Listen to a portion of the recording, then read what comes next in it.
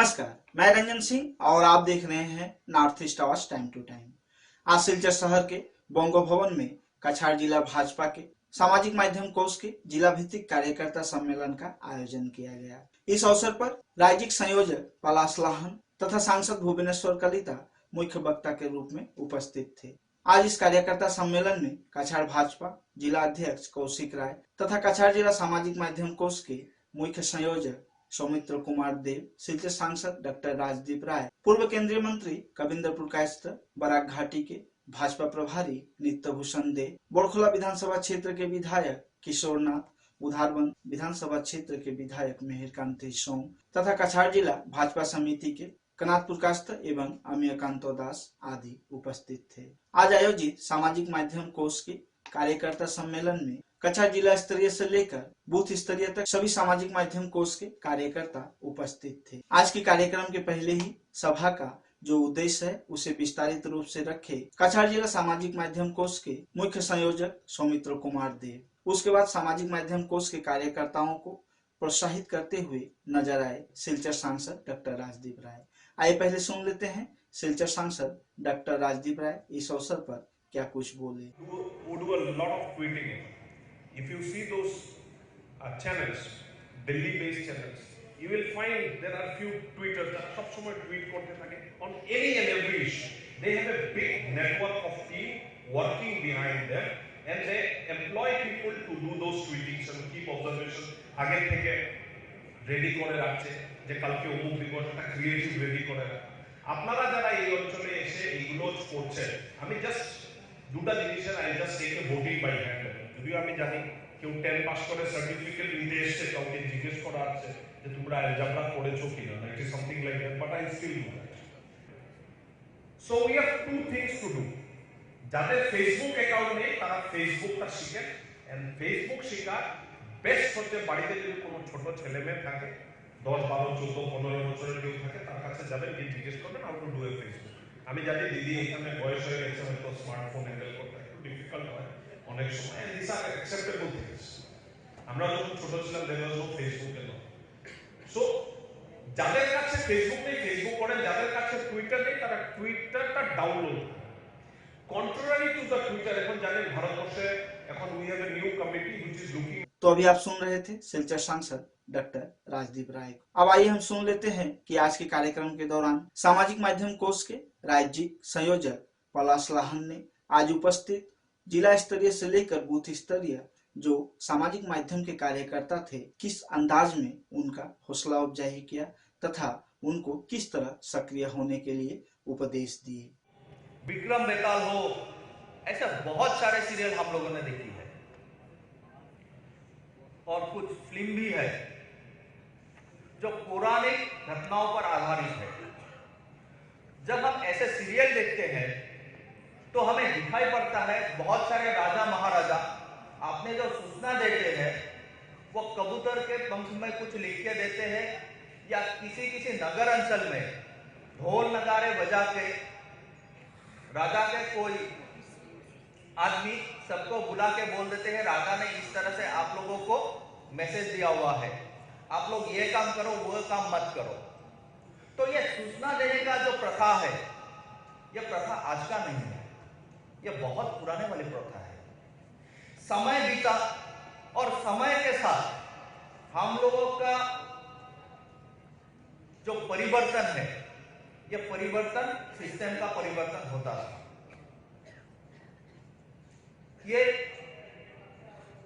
वार्ता आदान प्रदान की जो प्रथा, ये प्रथा पहले से ही था, लेकिन जब नवप्रस्तर युग में पहिया का आविष्कार हुआ और नवप्रस्तर युग में पहिया के आविष्कार होने से अभी जो लाइट हम देख रहे हैं, ये म्यूजिक सिस्टम है, साउंड सिस्टम है, फिर मोबाइल है, गाड़ी है, एसी है, फैन, इलेक्ट्रिसिटी है। अगर नवप्रस्तर युग में अगर ये पहिया आविष्कार नहीं होता तो शायद ये सब चीजें होता और नहीं होता। तो और आविष्कार होने के बाद उन चीजों को हम अपने जीवन में व्यवहार करते हैं और व्यवहार करने से हम लोग का जीवन का जो मानदंड है, जो स्तर है, वो आहिस्ता आहिस्ता उन्नत हो रहा है। सोशल मीडिया हम तो सभी करते हैं, लेकिन 1840 में पहली बार टेलीग्राफ आविष्कार हुआ था। और जब 1840 में पहली बार टेलीग्राफ आविष्कार हुआ तो वर्ल्ड की डिक्शनरी में एक पहला शब्द आया, वो आया कम्युनिकेशन। उससे पहले भी हम लोग का योगायोग था। हम लोग अपना खबरें, अपना वार्ता एक दूसरे को देते थे, वो ट्रेडिशनली देते थे। किसी को पास बुला लेते थे, कभी कबूतर पे लिख के देते थे, कभी कोई राजा के कोई संदेश देने वाला आदमी ढोल नगारे बजा के देते थे। तो वो सिस्टम था, प्रथा था, लेकिन वैज्ञानिक पद्धति से, डॉक्यूमेंटेड पद्धति से विथ प्रूफ नहीं था, ट्रेडिशनली था। जब टेलीग्राफ आविष्कार हुआ तो दुनिया में एक शब्द, नया शब्द आया, वो आया कम्युनिकेशन, वो डिक्शनरी में आया, उससे पहले नहीं था। तो सुना आपने आज राज्य संयोजक पलाश लाहन किस अंदाज में उपस्थित कार्यकर्ताओं की हौसला अफजाई की। आइए अब सुनते हैं कि आज सांसद भुवनेश्वर कलिता ने आज के कार्यक्रम जो बंग भवन में आयोजित किया गया था, इस कार्यक्रम में उपस्थित होकर उन्हें क्यों गर्व महसूस हुआ, वह आज बंग भवन के बारे में क्या बोले, साथ ही उपस्थित कार्यकर्ताओं को उन्होंने कैसे संबोधित किए। ভাইরা আর বোনেরা, আমি অত্যন্ত সুখী এখানে আপনাদের কাছে এসে, আর তার চেয়েও সুখী যে আমি এই হলে বঙ্গভবনে আজকে আপনাদের সামনে খাড়া হয়ে দুই চারটা আমাদের বক্তব্য রাখবো, কথা বলবো। আমার সুখী হওয়ার আরেকটা কারণ যে এই বঙ্গভবন নির্মাণ কাজে আমারও যোগদান রয়েছে।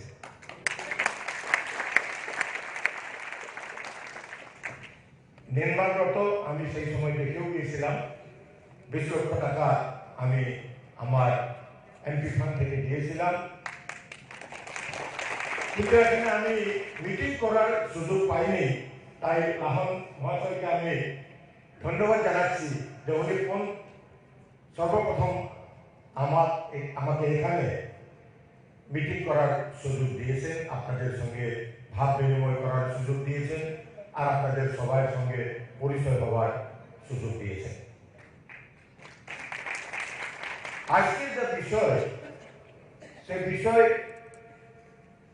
সোশ্যাল মিডিয়া একটা ক্রমবর্ধমান আমাদের সময়ের সঙ্গে অত্যন্ত গুরুত্বশীল বিষয়। আর আমাদের দল ভারতীয় জনতা পার্টি এই ক্ষেত্রে আপনার সবার যোগদানে, ভারতবর্ষের সমগ্র কার্যকর্তাদের যোগদানে social media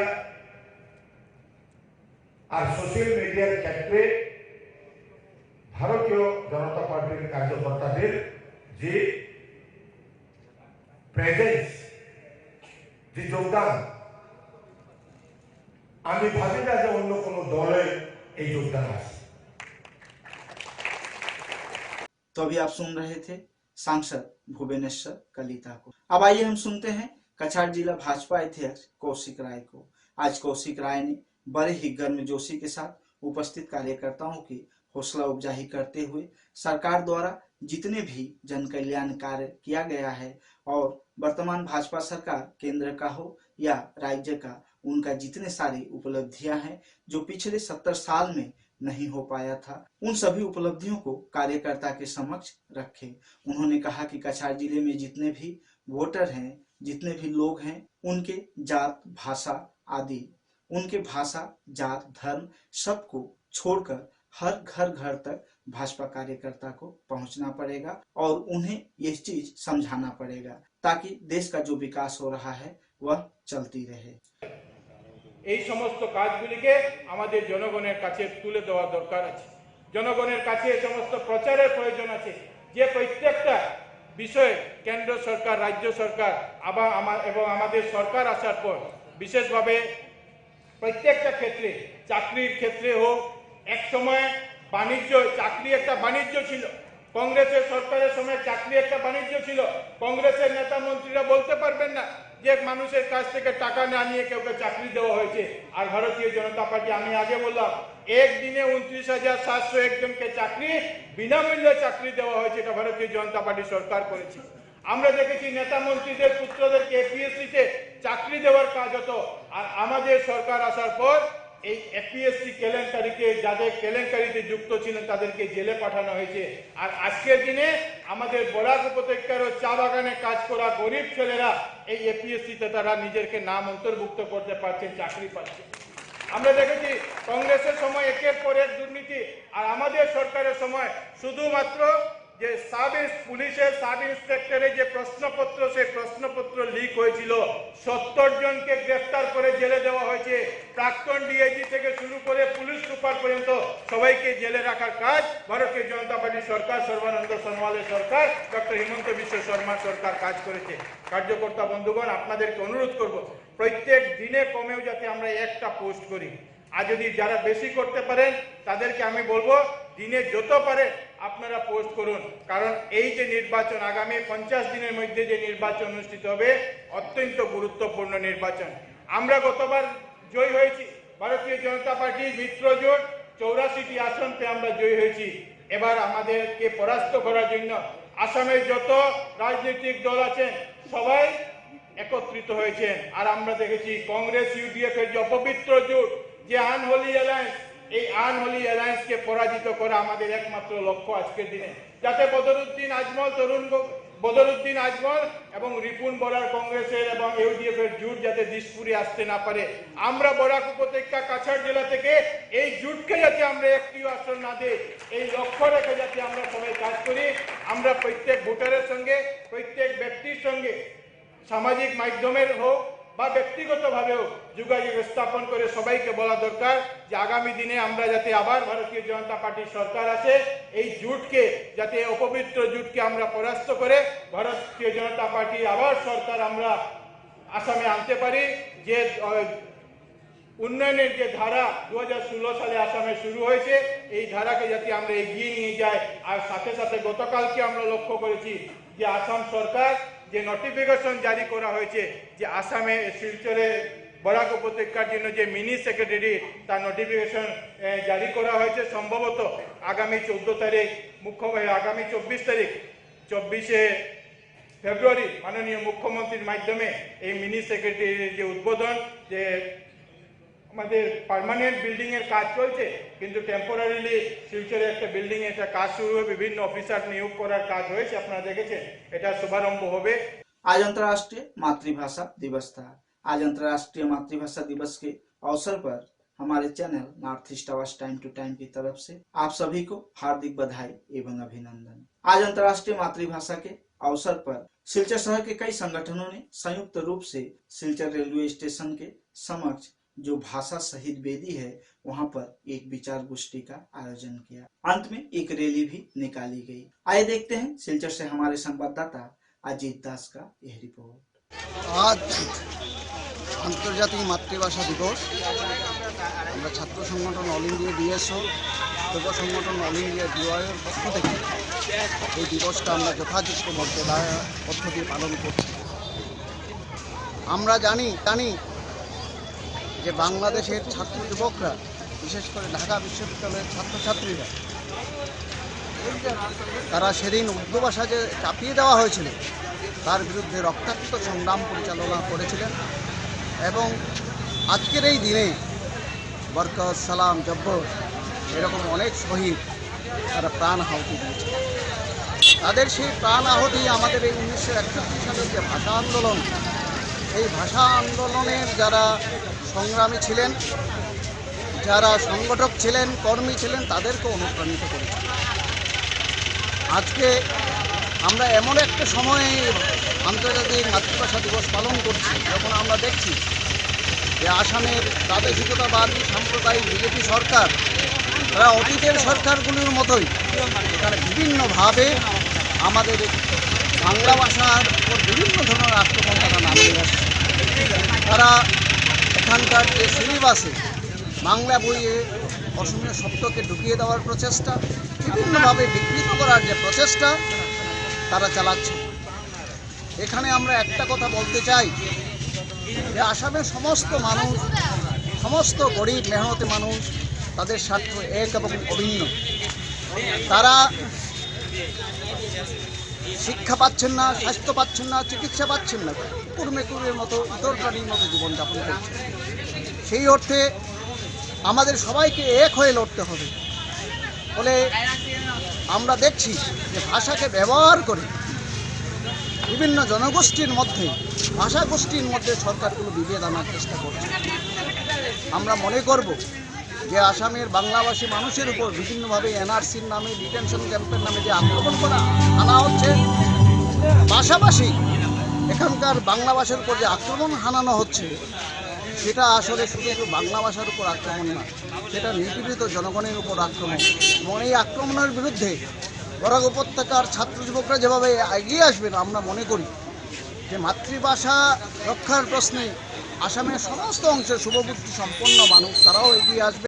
Silchar red cross society को और विकसित करने के लिए राज्य के स्वास्थ्य मंत्री डॉक्टर हिमंत बिश्वा शर्मा 1 करोड़ रुपए मुहैया कराने जा रहे हैं और बहुत जल्द ही इसके पहला किस्त यानी 50 लाख रुपए रेड क्रॉस सोसाइटी को मिलने जा रहा है। आज रेड क्रॉस सोसाइटी की एक कॉन्वोकेशन के द्वारा इस बात की जानकारी दिए सिलचर सांसद डॉक्टर राजदीप राय। आइए देखते हैं सिलचर से हमारे संवाददाता रानू दत्त का यह report. corner of the globe যেখান থেকে because of the benevolent work that has been done by the International Red Cross Society, the Red Cross movement started spreading worldwide, from countries to countries, then from continent to continent. Today we are proud, people who are all associated with Red Cross. It is absolutely an international name, a type of NGO which has been working in all terrains of the world, from the highest to the lowest, from the deserts to the flooded areas, and it has been giving humanitarian service to each and everybody, cutting across borders, cutting across caste, creed, religion, cutting across race also. And the Red Cross is such a movement which needs no introduction to people who are associated with Red Cross. And even Silchar Red Cross and the movement ka start hoye, I still remember those days in probably 1977 or 78, after Mother Teresa won the Nobel Peace Prize. She happened to come to Silchar once. I was a toddler going to my school those days, and I still remember seeing Mother Teresa in flesh and blood. वक्त हो चला है एक छोटा सा break का। Break के बाद बाकी है और कई अहम खबरें। आंधी हो या तूफान, छोटा घर या मकान, ये दीवारें सब झेलता है, मजबूती से सालों चलता है। बराक वैली की नई पहचान, मजबूती का दूसरा नाम,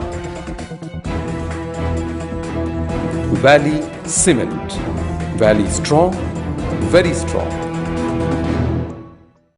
अगर आने वाले हैं आपके घर में भी मेहमान, तो जल्द से ले आए बिरला गोल्ड चाय, जिसके कन कन में है ताजगी वो सुगंध और दाम औरों से है कई गुना कम। जी हाँ, जयश्री टी इंडस्ट्री कछार की प्रोडक्शन बिरला गोल्ड टी, पहले आजमाए फिर करें विश्वास। ब्रेक के बाद पुनः एक बार आपका स्वागत है। लायंस क्लब सिलचर सेंट्रल द्वारा एक सामूहिक विवाह कार्यक्रम के माध्यम से 6 जोड़ी दंपतियों को विवाह जैसे पवित्र बंधन में बांधा गया। लायंस क्लब सिलचर सेंट्रल की 17वां सामूहिक विवाह का आयोजन था। आइए देखते हैं सिलचर से हमारे संवाददाता अजीत दास एवं रानू दत्त का यह रिपोर्ट। শোনার ব্যবস্থা করা হয়নি, এখনো অবধি কেউ দান করে বা আমরা নিজেরাও ব্যবস্থা করিনি। হয়তো যদি কেউ দান করেন কোনো সময় আছে, যদি কেউ অন্যান্য বছরের তুলনায় এবার অনেক কম দেখা যাচ্ছে বরকত। এটার কারণটা কি জানতে পারি? কারণটা মনে হয় কোভিড মহামারীর জন্যই আমরা ঠিক মতো মানুষের কাছে পৌঁছতে পারিনি, আমরা নিজেরাও কাজ করতে পারিনি। আমাদের সংগঠনের যারা সদস্যরা আছেন অনেকেই 70 বছর 75 বছর বয়স্ক, ওরা ঘর থেকে বেরোতে পারছেন না। আমরাও প্রচার কার্য বা মানুষের কাছে যেভাবে আগে বুঝতে পেরেছিলাম সেভাবে বুঝতে পারিনি, বা মানুষরাও হয়তো কোভিড মহামারীর কারণে বিয়ের অনুষ্ঠান ঠিক আগের মতো ব্যাপকভাবে সম্পন্ন হচ্ছে না। আচ্ছা, এবার মানে কোন কোন জায়গা থেকে এসেছিলেন পাত্রপাত্রী? পাত্রপাত্রী চা বাগানের আছেন, আমাদের শিলচর শহরেরও আছে, শহর অঞ্চলের তারাপুর অঞ্চলের একজোড়া আছে, তারপর আপনার জয়পুর অঞ্চলের আছে, লক্ষ্মীপুর জয়পুর দিকের আছে, চা বাগানের আছে, নগর বাগান, তারপর আপনার দুধ পাতিলের আছে।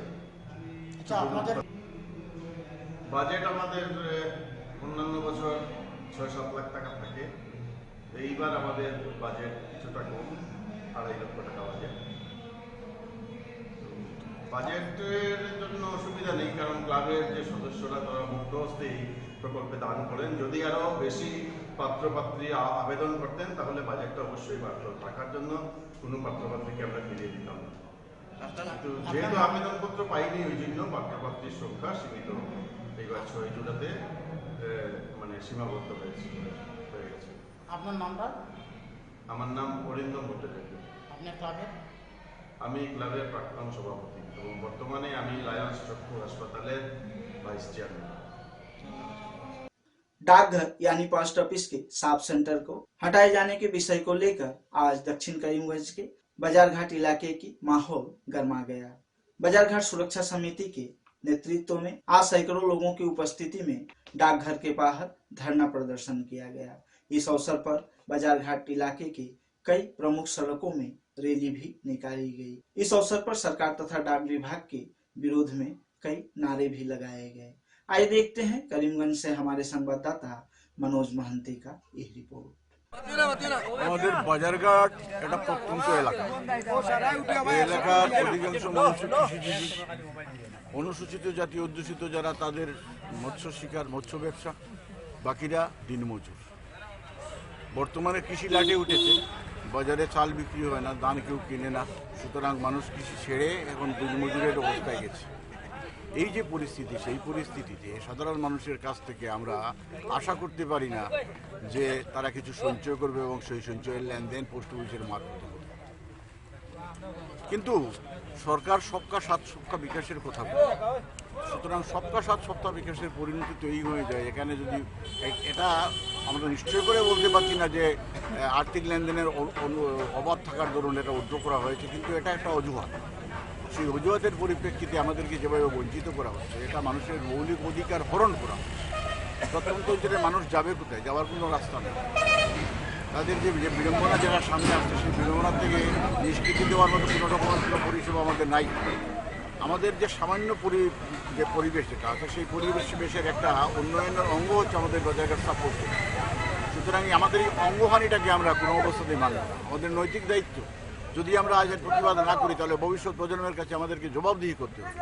সে প্রয়োজনে আমরা অগ্রসর হয়েছি। প্রথম পর্যায়ে আমরা নিবেদন করেছি, মেমোরেন্ডামের মাধ্যমে বিভিন্ন কর্তৃপক্ষের কাছে আমরা অনুরোধ করেছি যে আমাদের এই সাব পোস্ট অফিসটা যেন কার্যকারী হয়, এটা যেন না বদলানো হয়, কিন্তু কোনো কাজ আসেনি। দ্বিতীয় পর্যায়ে আজকের আমাদের প্রতীক ধর্মঘট।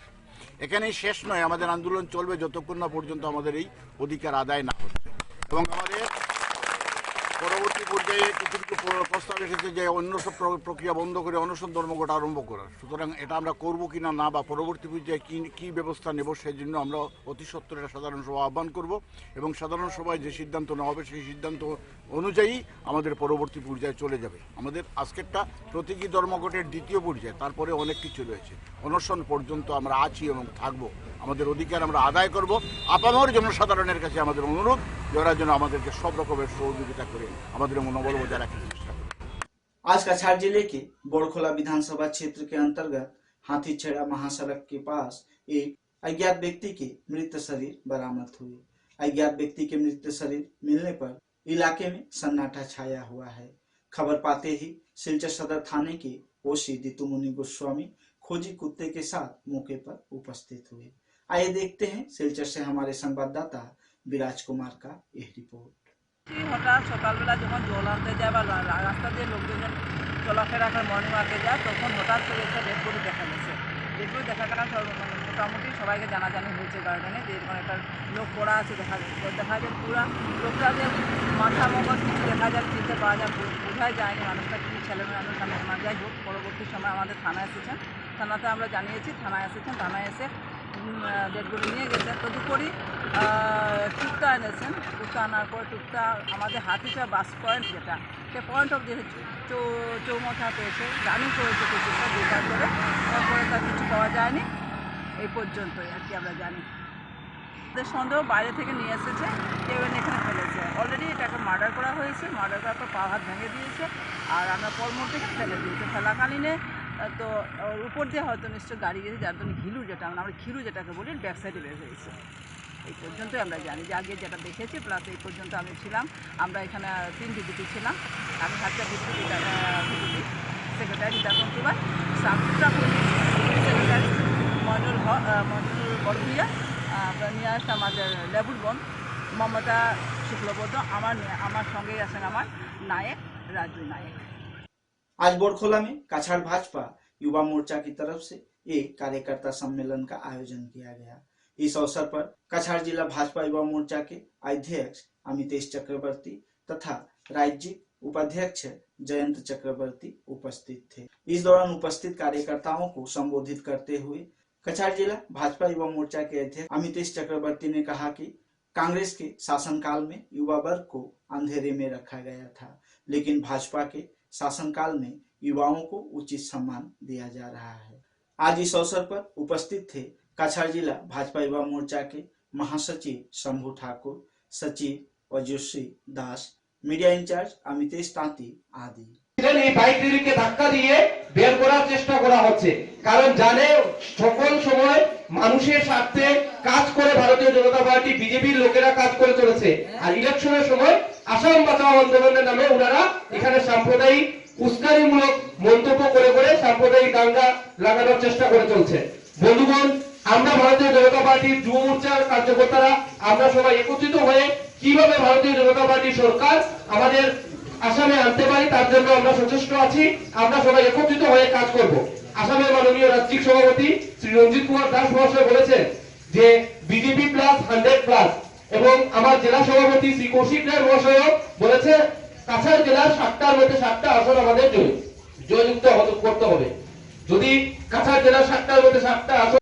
नॉर्थ ईस्ट आवाज टाइम टू टाइम में आज के लिए फिलहाल इतना ही। कल फिर कुछ नई खबरों के साथ आप लोगों के समक्ष पुनः उपस्थित रहूंगा।